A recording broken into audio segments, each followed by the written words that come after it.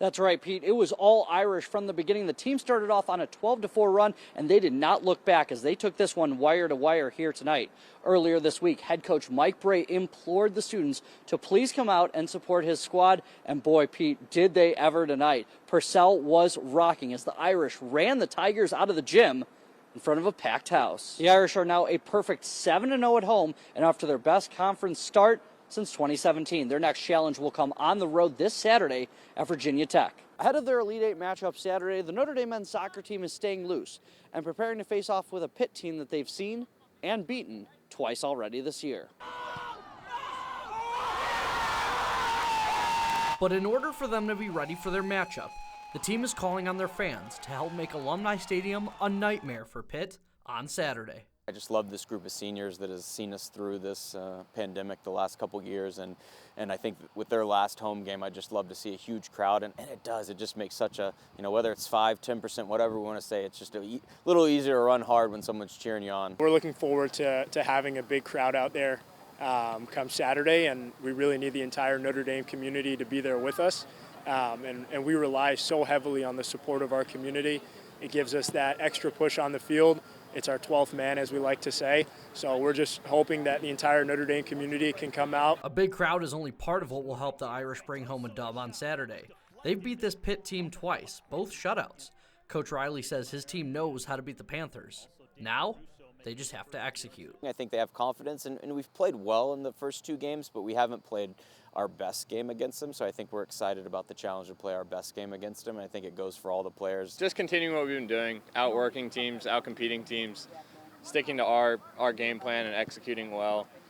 The rest of the stuff will work itself out. It's soccer, games go back and forth, they'll get chances, we'll have chances, but I think if we stick true to our values that have got us to this point, we'll be fine. Saturday's game starts at 5 at Alumni Stadium.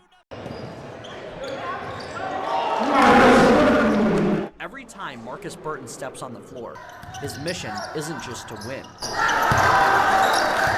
It's to prove wrong every person who's ever doubted him and his team. I ran into a lot of people like that, but I blocked that out and I just play.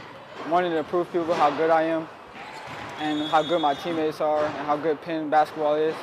And I just want everybody to respect us. Burton has had a chip on his shoulder since a young age, as intense one-on-one battles with his father, Marcus Burton Sr., fueled his competitive drive to be the best. I grew up with the intensity. My dad played with me when I was younger, and I had the intensity. He can't beat me anymore, though.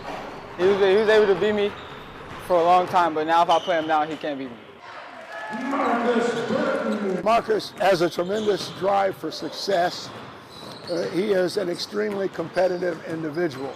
That shows when he plays with how hard he plays. Rhodes has been coaching high school basketball in Indiana for over 4 decades, and the Indiana Basketball Hall of Famer says he's hard-pressed to think of a more competitive player than Burton. He's as competitive a player as I've ever had, and it's hard to find that anywhere. Getting harder and harder to find that.